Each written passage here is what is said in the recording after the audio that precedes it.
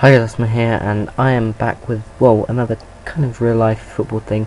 Every weekend I'm going to be doing, or every, if there's a lot of fixtures in the Premier League midweek, I'll be doing them then as well. But I'll be doing predictions, and then afterwards my team of the week, and there will also be a section for player who I think was like the best, but didn't make into the team of the week, didn't really do anything significant. In the future, this will be, I'll do loads of stuff in the editor, and I'll actually make team of the week, and I'll put them up against who I think, in a friendly obviously, who I think were the team of the week, as in real team. This week, that honour goes to Everton. I think their win over City was just absolutely brilliant. They've got quite a few players in my personal team of the week. This isn't the official one. I think this is my personal opinions, who I think, who not actually performed the best, but who are the most important to their teams. So that might be with goals, may just be with assists, or playing just absolutely brilliantly in general. So yeah, without further ado, let's get straight into it. Okay, so like I say, in the future this will be done as a Football Manager video. It'll probably be about 10 to 11 minutes. I'll just go through who I think were the best players in the team. Today I didn't really have enough time to go into the editor or anything, so just quickly did something on Paint. And let's get straight into it. Obviously, the obvious choice for the goalkeeper is Jan Muka. He had a brilliant game against Man City. He made a lot of brilliant saves, and in general was just a really crucial player for Everton in their 2-0 win over Man City. Guzam would be on the bench, but unfortunately he conceded 2 goals, and one of them was very dodgy. The Townsend goal shouldn't have really been conceding that, so I think he was a bit dodgy, Guzam, this week, and that's why he didn't get in. At right back with Seamus Coleman, who was just so good. He was bombing forward, he was getting back, he obviously did that header away from Tevez, I think it was, right at the back post, and he may have scored. And he was just, again, so crucial in Everton's win. And like I say, there were quite a few Everton players in this team, 3 in all, but Coleman again was just absolutely fantastic. I'll do the left back next. Nacho Monreal, obviously he had a good game. In general, his general play was, pretty good. He did his job like that, and then he scored a goal as well, which was pretty crucial, because I don't think, without Monreal's goal, I don't think they would have had the momentum to go and score their other goal. I've actually forgotten who scored that. Giovino, of course. Ramsey set it up, so it was a very strange goal. But yeah, but Monreal in general, his general play was pretty good, and he scored a goal, so you can't really complain. There weren't many great left backs this week. I was tempted to put Santon, just even though he played right back, but again, Santon didn't have the best of games either. So I think Monreal was the best left back. The first centre back is of course Rio Ferdinand. He had a solid game at the back. Nothing really got into him too much. Obviously Vidic as well was pretty good, but Ferdinand's run to set up the goal was just absolutely amazing, and it just showed why he should be in the England team. Unfortunately he's not, because of fitness issues, I believe, which is really a massive blow for us for the match against Montenegro, because I personally think the England defence is very weak at the moment, apart from Gary Cahill, who's not in the best of form. But anyway, the next centre back is Brede Hangeland. Obviously he had a fantastic game against Tottenham. I think he was very crucial for Fulham, along with Berbatov, who just didn't get into this one just because Jerry Rodriguez had such a good game, but we'll get onto that later. Yeah, Brede Hangeland in general was just very good, very solid, and just completely deserved it in my opinion. The first central midfielder is Frank Lampard. Obviously he got his 200th goal. He played well in general, but his header was absolutely amazing. The little look behind him to see exactly if he was in space, and the positioning was absolutely fantastic. And he had a good rest of the game as well. He wasn't Chelsea's best player on the day, but he was still a very good game. And for his 200th goal, he should just be getting in the team anyway. He's England's best he's England's best player we've produced since Gascoigne, I believe.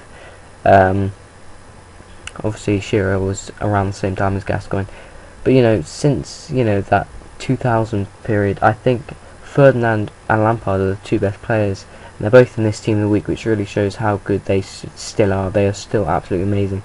The next central midfielder is Leon Osman. Obviously his goal is the main reason. It was an absolutely amazing goal, and just that goal alone would get him into the team.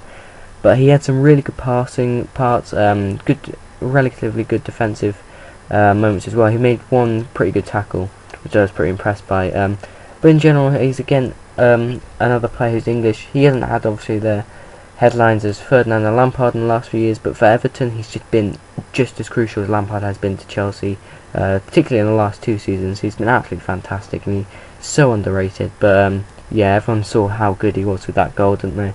The next central midfielder is Mata, who just absolutely ran the park against West Ham. Ran the park, I should say. He was really, really good in his passing. His getting, just dribbling. Not dribbling. I don't want to say. Just getting out of trouble. In those little tight situations. He's so good at that. He was so good this weekend, and he was just so good at that today. Yesterday, I should say. And he was just so good. So yeah, he definitely deserves it. There's not really much you can say. Everyone knows how good he is. And he just performs week in, week out. Undoubtedly going to get in Team of the Year, undoubtedly. The right winger is Eden Hazard. Obviously, he had that little Rabona, or Rabona, however you want to pronounce it, cross, which was absolutely amazing. He had some really good moments. He also scored a goal. If he'd scored at the end, that would have just made him Player of the Week, I reckon. By the way, the reason Lampard's bigger is because I believe he was Player of the Week. He had the big stuff. So that's why I put him as bigger writing. I don't think he's Chelsea's best player, but I think just for his 200th goal, everything about that, I just, it's the stand-up player. It's the one I remembered from the weekend, so that's, my personal favourite player from the week. But yeah, Hazard had a good game, and he fully deserves to be in there. Andreas Weimann was absolutely brilliant for Aston Villa. He scored a goal. Did he set one up? I can't quite remember. Yeah, he set up, of course he set up Benteke's goal. So he scored a goal and set one up. He was absolutely insane. His goal was good. His celebration was even better. And overall, he was just a really good player. Jay Rodriguez, again, was absolutely fantastic. Getting an assist, and also scoring a goal. His goal was absolutely brilliantly as well. Brilliant run. Unfortunately, he couldn't put it away first time, but he tucked in the rebound. It's fair enough. And his assist was a nice little header down to Schneiderlin, who I said would score in my predictions video, if you remember that. But yeah, that about wraps up this episode. Now for the player who didn't get into the team but was still absolutely fantastic. That's right, I've gone for Victor Anichebe, and the reasons for this are simple, really. But first I'll go through the other contenders. I was tempted to put possibly Berbatov. Obviously he won his team. He got his team 3 points at White Hart Lane, a very tough place to go. But I thought, in the end, he didn't do a whole lot in the game, apart from score that goal. In terms of for the team, he did do some good flicks and stuff, and he does what Berbatov does, he does what you expect from him. And I was also tempted to put possibly Ricky Lambert, obviously scoring against a supported club, pretty hard to do. So yeah, there were 2 contenders who I was really considering. But overall, I just think Victor Anichebe, his hold-up play was absolutely fantastic. Oh, I was also thinking Jelavic, obviously, for the goal, but no. Victor Anichebe's hold-up play was brilliant, muscling people off the ball, his closing down, just in general, his work rate was so good, and his passion for the game in that match was so good. So that's why he's in. I think he had a great game.